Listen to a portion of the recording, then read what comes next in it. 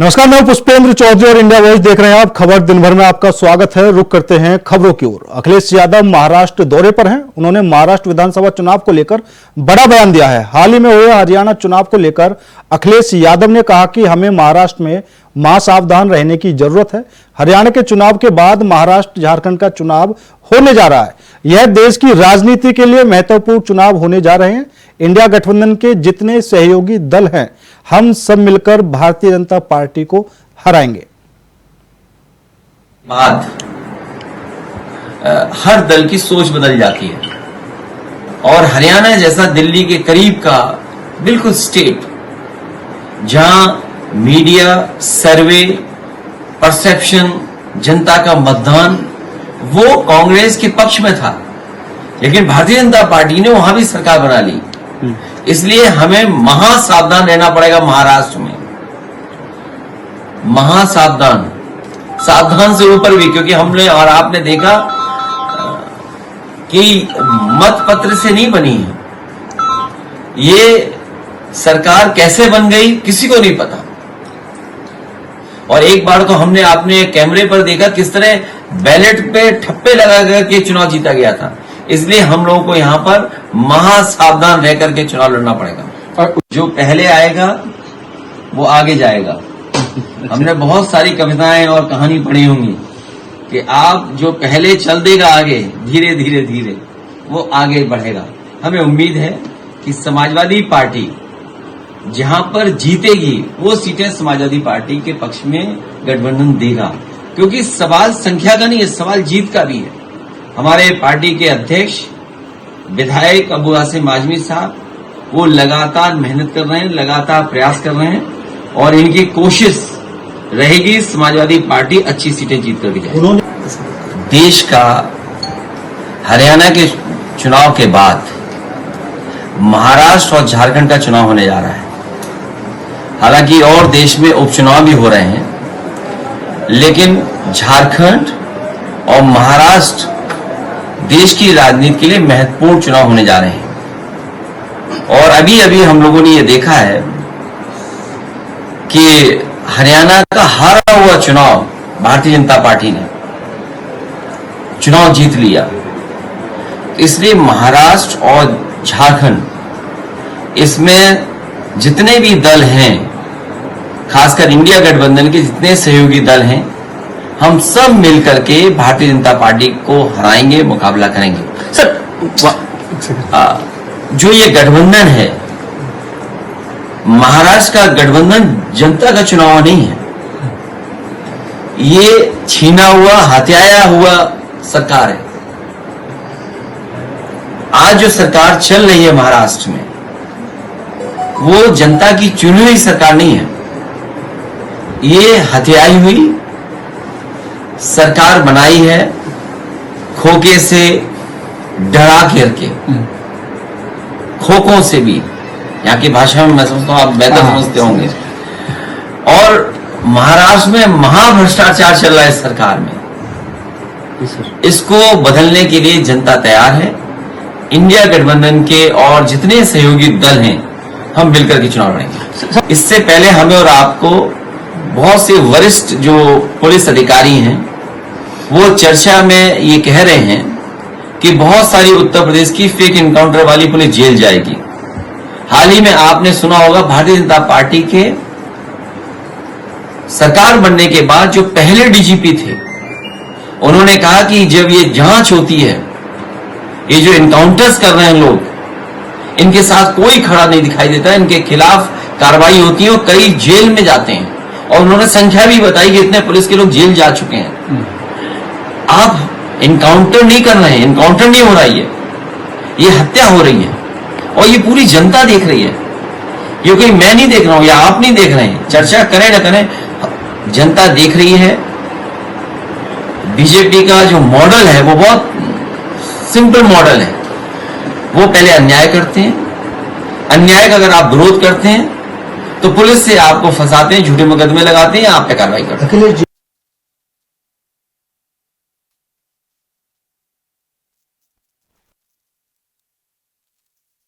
दिल्ली सरकार के पूर्व मंत्री और आम आदमी पार्टी के नेता सत्येंद्र जैन को मनी लॉन्ड्रिंग मामले में दिल्ली की राउज एवेन्यू कोर्ट ने जमानत दे दी है।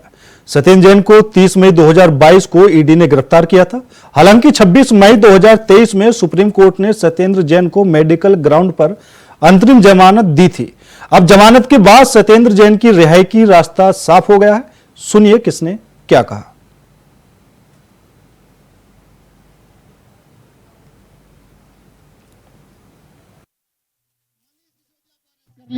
संजय सिंह को अरेस्ट कर लिया, सत्येंद्र जैन को अरेस्ट कर लिया, अरविंद केजरीवाल को अरेस्ट कर लिया। सब में कॉमन क्या है, खास क्या बात है, क्यों अरेस्ट किया? अरे नेता तो बहुत है, अरे इस देश में पार्टियों की कोई कमी नहीं है। आज इस देश के अंदर पहली बार आम आदमी पार्टी अरविंद केजरीवाल ने बनाई, जो आम आदमी ने बनाई, पढ़े लिखे लोगों ने बनाई, सिर्फ जनता के बारे में सोचने वाले लोगों की पार्टी बनाई। जो नेता लोग पता क्या कहते हैं, अगर ये चल पड़े ना हमारी दुकानदारी बंद। जितने भी नेता हैं, खाटी नेता जितने भी नेता हैं, सबको दर्द इस बात का है कि मनीष सिसोदिया ने अगर स्कूल ठीक कर दिए तो उनको कौन पूछेगा? सत्येंद्र जैन ने अगर मोहल्ला क्लिनिक बना दिए, हॉस्पिटल ठीक कर दिए, यमुना नदी साफ कर दी, तो उनको पूछेगा कौन? हमारे आगे वाली जनरेशन। कोई पॉलिटिक्स में नहीं आ रही, हमारा कोई बिजनेस नहीं है, धंधा नहीं है, अपना काम छोड़ के आए थे। मैं आर्किटेक्ट था, ये अपने आप में बहुत बड़े पत्रकार थे, अरविंद जी IAS ऑफिसर थे, सबके सब अपने अपने कामों के अंदर सब सफल थे, अपना सब कुछ त्याग के आए थे। किस लिए आए थे? कि देश को कुछ करके दिखा दें। मैं छोटी सी कहानी बताऊंगा आपको पता होगा, मैं पीछे बीमार हुआ था, चोट लगी थी, हॉस्पिटल के अंदर था मैं, 5 या 6 डॉक्टर मेरे साथ खड़े थे। डॉक्टर कहते हैं जैन साहब समझ नहीं आया आपको अरेस्ट क्यों किया, हम तो आपको अच्छी तरह जानते हैं, आपने कोई गलत काम तो किया नहीं कभी भी। मैंने एक बार बताया, डॉक्टर साहब कभी मन में तो आया होगा कि मैं भी इलेक्शन लड़ूं। अरे सत्येंद्र जैन मंत्री बन सकता है तो मैं नहीं बन सकता? मैं तो इतना बड़ा डॉक्टर हूं, मैं भी बन सकता हूं। कहते हाँ अरे तो साहब, मैंने कहा लड़ोगे इलेक्शन? अरविंद केजरीवाल टिकट देने तैयार है? कहते हाँ नहीं अब नहीं लड़ेंगे। ये कारण अरेस्ट करने का, आम आदमी इलेक्शन ना लड़े, आम आदमी पॉलिटिक्स में ना आ जाए और आम आदमी आके उनकी दुकानदारी बंद ना कर दे, इसके लिए क्या गया। 36 किलो उनका वजन कम हो गया। उनके परिवार को कितनी मानसिक यातना झेलनी पड़ी, सत्येंद्र जैन को स्वयं कितनी मानसिक यातना झेलनी पड़ी। प्रधानमंत्री ने हर कोशिश कर ली, अमित शाह ने हर कोशिश कर ली कि सत्येंद्र जैन के मनोबल को तोड़ा जाए, लेकिन मैं सत्येंद्र जैन के जज्बे को, उनके हौसले को नमन करूंगा, सलाम करूंगा कि वो लड़ते रहे और झुके नहीं इनके आगे। ये दिल्ली के लोगों के लिए काफी खुशखबरी आज अदालत के द्वारा मिली है। मैं अदालत का तहे दिल से धन्यवाद करना चाहता हूं कि उन्होंने आज एक बड़ा निर्णय लिया है। भारतीय जनता पार्टी की सरकार जिस तरह से दिल्ली में अरविंद केजरीवाल की सरकार के सभी कामों को ठप करने के लिए ईडी चोटी लगाया, सभी नेताओं को फर्जी केसों में जेल पहुंचाया, आज सभी नेता जेल से बाहर आ चुके हैं। दिल्ली के लोगों के काम को तेजी से आगे बढ़ाने की कोशिश कर रहे हैं। सत्येंद्र जैन जी के जमानत मिलने से हमारी ताकत, हमारा हौसला और बढ़ा है और हम तेजी के साथ अपने कामों को और आगे बढ़ाएंगे और दिल्ली की जनता ने जो हमें आदेश दिया है काम करने का, उसे तेजी से और पूरा करें। दिल्ली के लोगों को सत्येंद्र जैन जी की वजह से आज शानदार हॉस्पिटल मिले हैं, नए नए हॉस्पिटल मिले हैं, पुराने हॉस्पिटल्स का रिवैम्प हुआ है उनकी वजह से, और मोहल्ला क्लिनिक जैसी इनोवेटिव चीज़ मिली है जिसको अब देश ही नहीं दुनिया भर के लोग जिससे सीख ले रहे हैं। कई राज्यों में मोहल्ला क्लिनिक बनाए गए हैं। ये सब सत्येंद्र जैन जी की देन है। सत्येंद्र जैन जी बहुत मेहनत के साथ दिल्ली के लोगों की सेवा कर रहे थे, लेकिन भारतीय जनता पार्टी ने कुचक्र करके, षड्यंत्र करके, क्योंकि उनको डर लग रहा था कि अगर अरविंद केजरीवाल जी की सरकार इसी तरह से दिल्ली के लोगों की स्वास्थ्य सेवाओं को ठीक करती रही तो दिल्ली नहीं पूरे देश में लोग बीजेपी से भी क्वेश्चन पूछने लगेंगे कि भाई अगर सत्येंद्र जैन और अरविंद केजरीवाल जी दिल्ली के अस्पतालों को ठीक कर सकते हैं तो आप गुजरात के, उत्तर प्रदेश के अस्पतालों को ठीक क्यों नहीं कर रहे। ईडी ऐसे जैसी जो संस्थाएं हैं वो लोगों को जेल में डालकर सड़ा देती हैं। मेरा थोड़ा सा दुख, और मैं थोड़े दुख के साथ ये कहती हूं कि न्यायपालिका भी इस बात का जवाब दे कि लोग बिना ट्रायल के, लोग बिना दोष साबित हुए महीनों सालों जेल में रह जाते हैं। तो ये अच्छी शुरुआत है। मुझे ऐसा लगता है कि अब काफी लोगों को बेल मिली है ईडी रिलेटेड केसेस में। ईडी जिसका सरकार दुरुपयोग करती है, ईडी जो अगर आप बीजेपी ज्वाइन कर लीजिए जैसे चंद्रबाबू नायडू ने किया, उनको समर्थन दिया, आपके खिलाफ क्लीन चिट आ जाएगी। अगर आप नहीं ज्वाइन करिएगा, अगर आप उनसे सवाल पूछेगा तो आपके घर ईडी आएगी और आपको जेल में डाला जाएगा। मैं मानती हूं कि न्यायपालिका को एक ज्यादा गंभीर, एक ज्यादा सशक्त और एक ज्यादा पहल करनी पड़ेगी कि justice should also be seen as happening, not just happen when it does. Delhi के पर्यावरण मंत्री गोपाल राय ने प्रदूषण को लेकर शुक्रवार को आपात बैठक बुलाई। इस बैठक का फोकस हॉटस्पॉट पर प्रदूषण कम करने का रहा। दिल्ली सरकार में पर्यावरण मंत्री ने सभी डिप्टी कमिश्नरों को कल ग्राउंड विजिट करने का निर्देश दिया है। इसके साथ ही उन्होंने कहा कि पीडब्ल्यूडी ने 80 special mobile anti smoke gun तैनात करने का फैसला किया।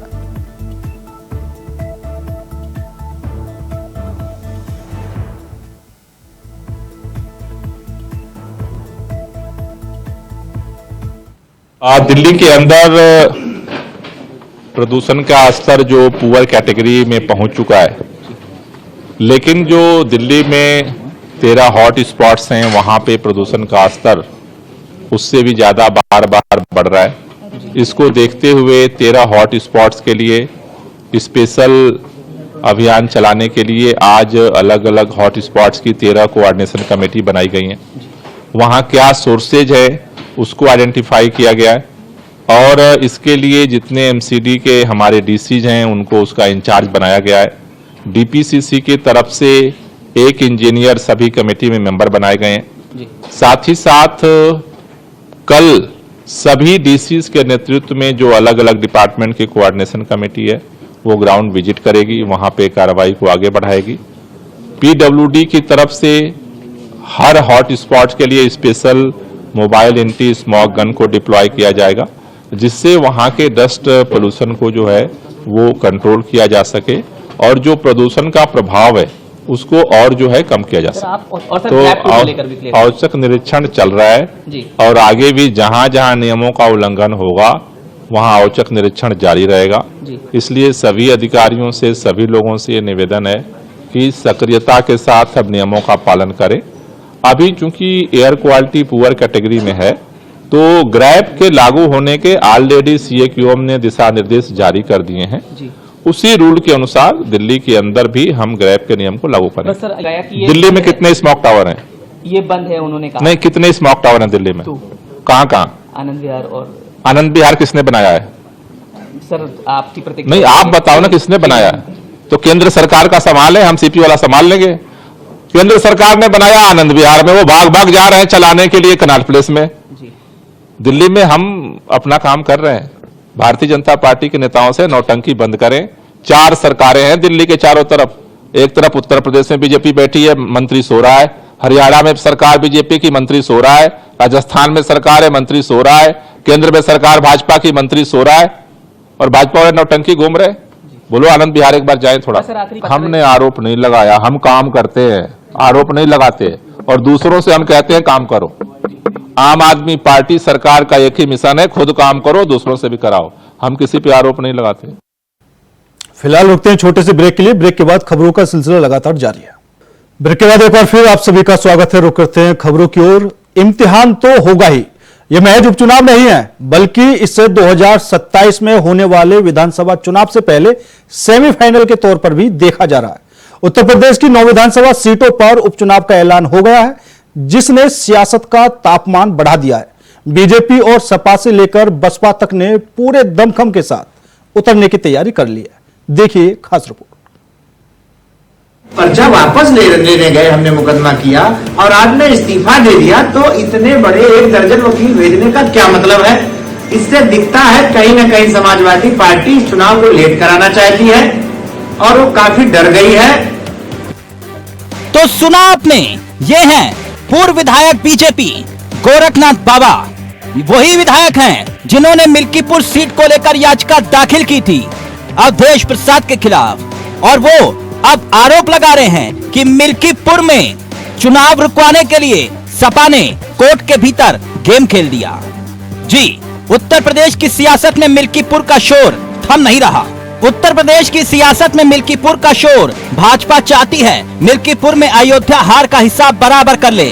फैजाबाद सीट पर मिली हार का बदला लेने के लिए बीजेपी बेताब है। पार्टी को एक बार फिर से जो अपना लोहा मनवाना है, लेकिन बीजेपी के नेता ही अपनी इस इच्छा को पूरा होने में अचरज बन बैठे हैं। उनके द्वारा फेंका हुआ दाव बीजेपी के लिए ही उल्टा पड़ गया।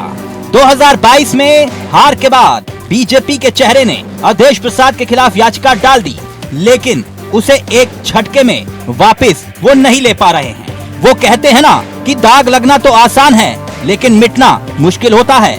ऐसा अब चुनाव को लेकर सस्पेंस फंसा हुआ है। इलेक्शन और हाई कोर्ट का पेच अब सियासत के तापमान को बढ़ा रहा है कि मिल्कीपुर सीट पर सस्पेंस बरकरार है और जहां तापमान गिर रहा है वहीं सियासत गर्मा उठी है। बीजेपी का आरोप, सपा ये नहीं चाहती कि 13 नवंबर को मिल्कीपुर में वोट पड़े। जी, सही सुना आपने, बीजेपी भी यही आरोप लगा रही है कि सपा नहीं चाहती कि 13 नवंबर को मिल्कीपुर में वोट पड़े। हार के डर से सपा इस चुनाव को लटका रही है। पूर्व विधायक बीजेपी के गोरखनाथ बाबा का इल्जाम ये कि अयोध्या सपा सांसद अवधेश प्रसाद हाई कोर्ट में अड़ंगेबाजी और विरोध खड़ा कर रहे हैं। जैसे हमारा नंबर आया, मेरे अधिवक्तागण जैसे पहुंचे बहस करने के अपनी बात रखने के लिए, तब तक मैंने देखा 1 दर्जन वकील समाजवादी द्वारा अवधेश जी द्वारा भेज दिया गया और इस बात पे बहस होने लगी कि याचिका आप पैसे वापस नहीं ले सकते।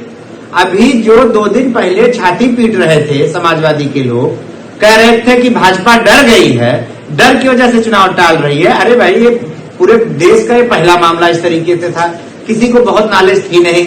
उस पर विधिक राय ली गई थी, उसमें भी यही निकल के आया था, भाई उन्होंने इस्तीफा दे दिया, शून्य हो गया। जब हम आज पर्चा वापस लेने गए, हमने मुकदमा किया और आज ने इस्तीफा दे दिया, तो इतने बड़े 1 दर्जन वकील भेजने का क्या मतलब है? इससे दिखता है कहीं न कहीं समाजवादी पार्टी इस चुनाव को लेट कराना चाहती है और वो काफी डर गई है। नहीं तो हमारे उच्च पदाधिकारीगण चुनाव आयोग से उन्होंने बात कर ली थी, उसी डेट पे चुनाव होने की बात हो गई थी, सब कुछ सही चल रहा था। पर जो पेच आज समाजवादी द्वारा फंसाया गया, ये काफी दुर्भाग्यपूर्ण रहा, निंदनीय रहा। वहीं बीजेपी प्रवक्ता संजय चौधरी का कहना है कि अखिलेश यादव जुमलेबाज हैं। याद दिलाया एक्स पर अखिलेश का वो पोस्ट जिसमें उन्होंने लिखा था, जिसने जंग टाली है उसने जंग हारी है। अब दोनों ही पार्टी एक दूसरे पर उंगली उठा रही है, ये कहते हुए कि चुनाव लटकाने की कोशिश हो रही है। आपको बता दें कि लोकसभा चुनाव के नतीजे आए तो अयोध्या सीट पर सपा के अवधेश प्रसाद ने बाजी मार ली और सांसद बनते ही अवधेश प्रसाद ने मिल्कीपुर की विधायकी से इस्तीफा दे दिया। इसी के साथ मिल्कीपुर सीट पर उपचुनाव को लेकर सियासी दांवपेच शुरू हुए। सीएम योगी बकायदा खुद 3 बार वहां पर दौरा कर चुके हैं। फिलहाल मिल्कीपुर सीट पर भले ही ना चुनाव की तारीख का ऐलान हो, लेकिन मिल्कीपुर को लेकर सियासत खूब हो रही है। समाजवादी पार्टी अपने बुने हुए जाल में खुद ही फंस गई है। कल जब पूर्व विधायक अपनी याचिका को वापस लेने के लिए गए, तब समाजवादी पार्टी के दर्जनों वकील उस याचिका को वापस लिए जाने का विरोध कर रहे थे। इससे ये स्पष्ट होता है कि समाजवादी पार्टी हार के डर से खुद इस चुनाव को विलंबित करना चाहती है। अखिलेश यादव जी चुनाव के पहले हर बार इसी तरह के लफ्फाजी बोलते हैं, वो चाहे मध्य प्रदेश का चुनाव हो, चाहे हरियाणा का चुनाव हो या उत्तर प्रदेश का विधानसभा का चुनाव हो, और हर चुनाव के बाद उनके बयान उन्हीं पर भारी पड़ जाते हैं। आपको बता दें कि यूपी की 9 सीटों पर उपचुनाव होने हैं। 6 पर प्रत्याशी घोषित कर सपा सबसे आगे है। बसपा ने भी 5 सीट पर प्रत्याशी घोषित कर दिए हैं। वहीं बीजेपी ने एक भी सीट पर प्रत्याशी का ऐलान नहीं किया है, जो कभी भी किसी भी वक्त हो सकता है। कांग्रेस के खाते में सपा ने 2 सीट गाजियाबाद शहर और अलीगढ़ की खैर दी है, लेकिन कांग्रेस भी लेट लतीफ की तरह है। वहीं बीजेपी ने भी अभी तक अपना पत्ता नहीं खोला है। बहरहाल बीजेपी अब किस मुहूर्त का वेट कर रही है, ये तो भगवान जाने, लेकिन इतना तय है कि उपचुनाव दिलचस्प हो चला है। Bureau report, India voice, Lucknow.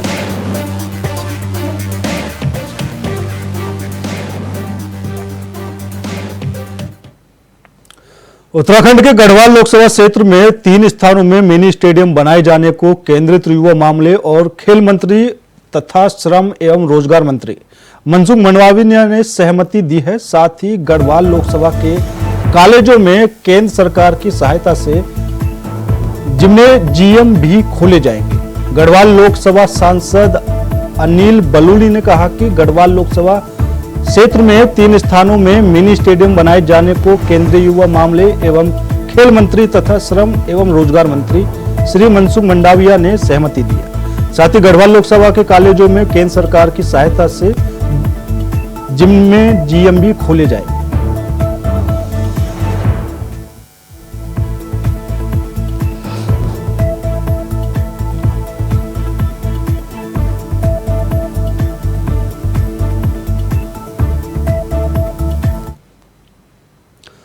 Bihar के सिवान और छपरा जहरीली शराब का आतंक है। जहां सीमावर्ती भगवानपुर मशरक प्रखंड के आसपास जहरीली शराब पीने से मरने वालों की संख्या 50 के ऊपर पहुंच गई है, तो वहीं जहरीली शराब पीने से शुक्रवार को छपरा में 3 लोगों की मौत हो गई, जिसके साथ ही परिजनों का हाल बेहाल है। तो वहीं दूसरी तरफ सियासी पारा हाई है। आइए आपको सुनवाते हैं किसने क्या कुछ कहा।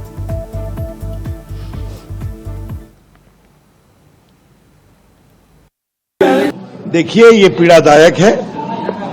सरकार बहुत प्रभावी रूप से काम कर रही है। डीजीपी को मुख्यमंत्री ने निर्देश दिया है, पूरी कमेटी बनी है, टीम बनी है। तो जिन्होंने भी ये कार्रवाई की है उनको सजा मिलेगी, ऐसा हमें पूरा विश्वास है। ये जो शराबबंदी है इसको प्रभावी रूप से इम्प्लीमेंट किया जाए और ये लोग इसका फायदा नहीं उठाएं, इसके बारे में प्रशासन को और सजग रहने की जरूरत है। देखिए, आंकड़ा 25 के ऊपर जा चुका है। सरकार इसमें भी चाह रही थी, इस तरह के दुर्भाग्यपूर्ण मौतों में भी, कि फजिंग करें डेटा के साथ। ये उचित नहीं है। जो नेता प्रतिपक्ष तेजस्वी जी ने कहा वो एक एक इंसान कह रहा है। बिहार कहाँ है मुख्यमंत्री जी? कौन चला रहा है बिहार? क्या एक ब्यूरोक्रेट, 2 ब्यूरोक्रेट, एक पॉलिटिशियन, 2 पॉलिटिशियन मिलकर के बिहार जैसे राज्य को चला रहे हैं या चलाने का स्वांग कर रहे हैं? चल तो नहीं पा रहा है। मौतों का सिलसिला थमता नहीं। शराबबंदी के नाम पर गरीब को बंद कर दो जेल में। मैं समझता हूं कि ये जो कल भी मैंने आपसे बातचीत में कहा और तेजस्वी जी ने, नेता प्रतिपक्ष ने भी इशारा किया कि ये इंडस्ट्री है, एक सिंडिकेट, इतनी पहुंच है इनको कि वारन ये कुछ भी कर सकते हैं। कि मौत हो तो निश्चित रूप से यह दुखद है, पीड़ादायक घटना है। लेकिन अब सब लोगों को समझना चाहिए, शराब पीने से हानि ही हानि है। कोई अभी का अभी मर जाता है, कोई कुछ सालों के बाद बीमारी से ग्रस्त होकर मरेगा। तो शराब वर्जित करना चाहिए, लोगों को नहीं पीना चाहिए। सब लोगों से आग्रह है और आप लोगों से भी, तमाम बुद्धिजीवी, सामाजिक राजनीतिक कार्यकर्ताओं से, कि समाज के लोगों को प्रशिक्षित करें ताकि लोग पीने की आदत को त्यागें। कहीं भी कोई कानून है, हत्या के खिलाफ भी कानून है। तो क्या दुनिया का कोई देश, हिंदुस्तान का कोई राज्य, कोई थाना है जहां कोई कहे कि हत्या बिल्कुल बंद हो गई? इसका मतलब हत्या का रोकने का जो कानून है उस कानून को समाप्त कर देना चाहिए, ऐसा थोड़े है। हाँ, कानून को ठीक से कार्यान्वित किया जाए, इसकी जरूरत है। लेकिन इसमें भी जब तक आम लोगों का ठीक से सहयोग नहीं मिलेगा तब तक सिर्फ सरकार के बूते यह काम संभव नहीं हो सकेगा। मैं तो कह रहा हूं कि शराबबंदी पूरी तरह से बिहार में लागू है और सरकार और सबकी सहमति से लागू हुई है। तो जिम्मेदारी बनती है कि इस शराबबंदी को पूरी तरह से लागू करने के लिए सब सहयोग करे और ऐसे अपराधी को बचाने का खेल बंद करें। अरे सत्ता संरक्षित है तो बताए ना। मैं तो उस समय बताया था कि राजद के लोगों से जुड़ा हुआ कई प्रमाण मिला था, है अभी भी पूरी तहकीकात होगी। हमने तो पूरा उस समय विरोध किया था। गोपालगंज में आप एक शराब बनाने वाला माफिया को आपने उम्मीदवार बना दिया था। वह बॉर्डर क्षेत्र है। सिवान, छपरा, गोपालगंज ऐसे जगह पर सबसे ज्यादा इस तरह की घटना घटित हुई थी। फिलहाल मेरे साथ इस बुलेटिन में इतना ही। बाकी देश और दुनिया की तमाम खबरों के लिए देखते रहिए इंडिया वॉइस।